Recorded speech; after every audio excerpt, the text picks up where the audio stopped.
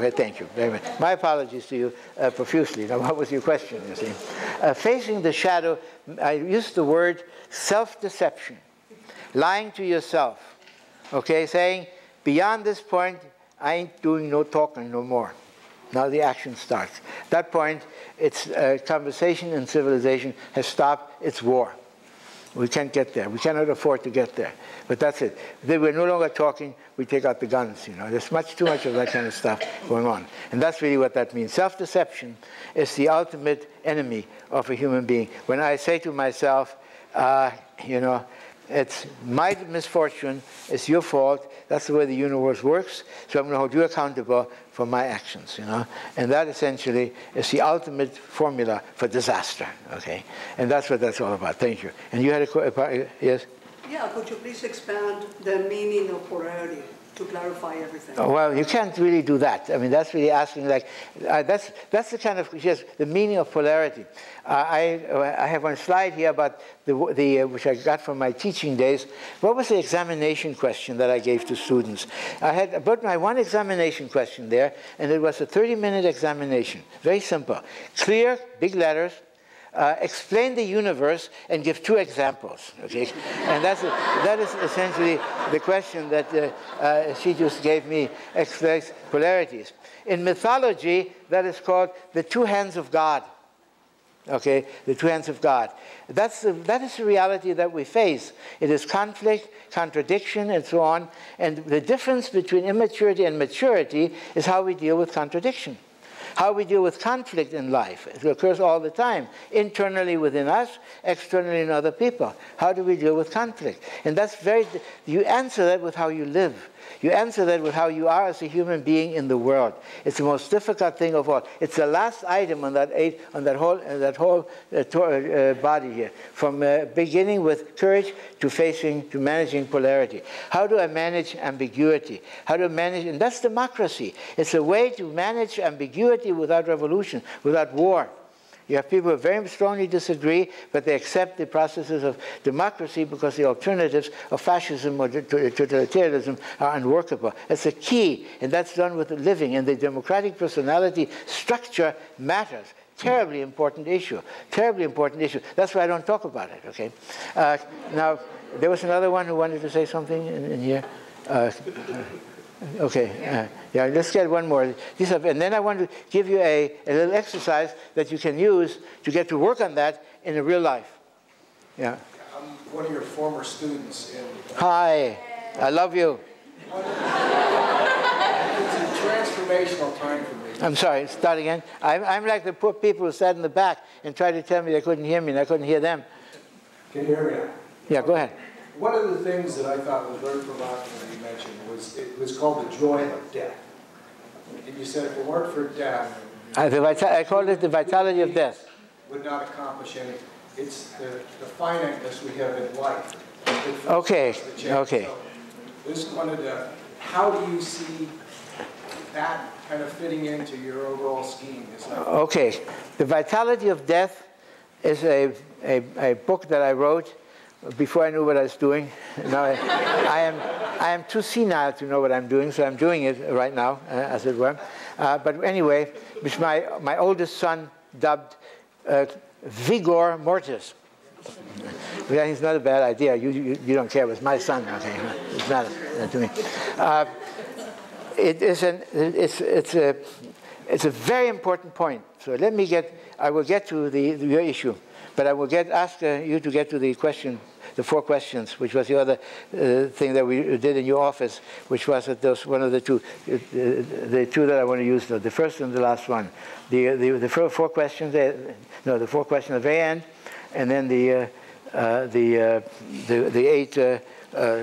Yeah, okay, I want to get to this. Okay, maybe, but I don't want you to pay. Now they're going to read this, but I wonder if you can read it if you want to. But that's what I want to talk about. Please.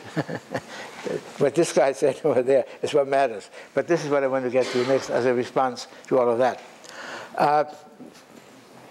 Everybody's reading that. So I'm going to postpone an answer to your question. Don't worry, I'll get to your question. But I see all the eyes, all the 2 holes of the rifle are pointing in that direction there right now. here's what I want to do. It's all about community. It's all about relationships. It's all about when you are at work, when you are with other people, how do you behave? How do you treat those individuals? So what I have here is, I think, the best exercise that my students have ever taught me on how to get together to really get the conversation going that assists you, a conversation that assists you in using the whole diamond to come to a real life conclusion in what to do with your driving force or your driving forces in conflict, okay? And here are the questions. And now this, you're asking the ultimate question, by the way, and so I'll get to that when it's safe for me. I can run out the door there after that. So let's get to those 4 questions.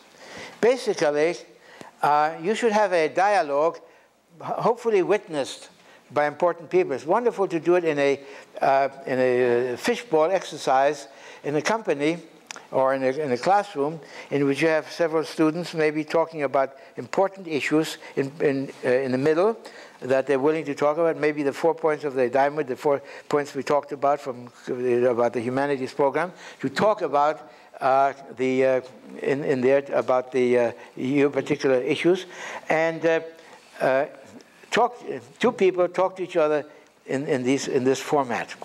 And that's a very powerful format. And then have maybe somebody who facilitates this conversation to make it a little richer. But then you have another group outside that just watches and can comment on this conversation later. I mean, more or less clear that people having a very personal conversation with each other who have a very important relationship, maybe boss and subordinate, or colleagues, or something like that, or competing companies, whatever it is, who have a conversation with each other, and there's a facilitator there who makes sure that conversation is working well, and then the spectator just listen to it and then comment on the quality of that conversation. That's very powerful. It's like at Ford we did that at one time. We had people who bought Toyotas. It was the biggest competitor of the Ford Chevrolet, on the General Motors Chevrolet. Toyota, that was never mind. Anyway, there was a GM people, was a Chevrolet people making a Chevrolet, having Toyota buyers in the audience. Why do you like a Toyota? You know, and they were squirming when they told all the bad things about the Ford, the General Motors car. And this is a way of having a conversation between the vendor and the customer. You know, how do you like my services? How do you like doing business? Do you like a Ford or a Toyota? Or you like a Chevrolet or Toyota? Which would you rather buy? Or a Lexus, or what have you? Whatever the issues are, there's a lot of energy in that conversation. Okay. And so you sit them together and you ask them these 4 questions. This is what they say. Each one says these 4 things. Okay, I hope that's relatively clear. Here is my competitor. Here am I, whoever they are. And we have this conversation. And here they go. I am going to tell you what I need from you to help me. That's what the self-centered person would first say. I need this from you. This is what I need from you, really. I'm married to you. You're my spouse. This is what I need from you. And maybe I'm not getting. This is what I need from you. This is what you can do to help me. Okay? Now the second one is, this is how I think I can help you. I'll be okay. I can help you. So I can help you. But now, much more important to me is how you can hurt me. And I don't like the way you've been treating me. How can you hurt me? I'm going to tell you that. Now, the most difficult question of all is the last one. How can I hurt you? I didn't know I could hurt you. You know, I thought only other people could hurt me, but I didn't think I could hurt you. How could I hurt you? Let me talk about that. Now you then tell me the same thing about you and me. To me. You know, what can I do to help you and so on? Here are the 4 questions. And the order doesn't matter that much, but the order I usually like is this one. What can you do to help me? I would say, second, what can you do to hurt me? Because that's what you do most of the time. I don't give a hoot about what I can do for you. Okay? So this is what I need from you. I'm not getting it. Let's get that straight. And this is what you can do to hurt me, and you use that all the time. And I need some clarity. I need to make that there should be no self-deception. This is what's happening. Now let me tell you. No, I mean, before the questions go on, you tell me now. The third question then is, how can I help you? How can you help me? How can I help you? And then the last question is, of course, the most difficult one. How can I hurt you? And maybe how many times have I hurt you? And maybe what should I feel about that? And what should I do about that? Believe me, that's an almighty powerful conversation if the people have some investment in each other and if the facilitator is good enough to make that into a high quality conversation. And when you do that, then everything that's in the diamond is on the table. Then you can use your diamond to talk about all of those issues, all of those things very nicely and very easily in the right context. And you see how that applies to everyone. And then you see the Epicurus, or the Epictetus statement that I started with. My misfortunes are your fault is what happens before instruction. As you begin instruction, you realize that my misfortunes are my fault. And as you finish instruction, you realize that my misfortunes are no one's fault. Let's get together and fix them jointly. Okay, say that again. I come into the coaching session. My misfortunes are my boss's fault. And he better fix it, or I'll see to it that my boss gets fired.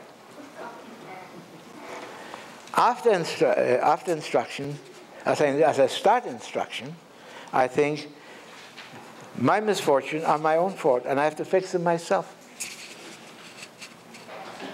After instruction, I realize that my boss is not my enemy, and that it's no one's fault. We hold hands. And we used to illustrate that, as you may know, by having my boss come at me with a fist, you see, and I would then grab his fist, hold it, and then put it behind me and put it around me, and then arm in arm we go forward and fix it together. It's a very dramatic way of making that statement, okay? It's a very powerful exercise, and it takes care of you using all of this material to get your act together, if you will. And the bottom line is that it works. And the other part of the bottom line is nothing else works. Now, the only question is to remember all of that, but I learned it from you, so just, clean up your memory. Yes? The time is up. What time is it now? Out of time. 1:15. You know? Okay, well, goodbye. More power to you.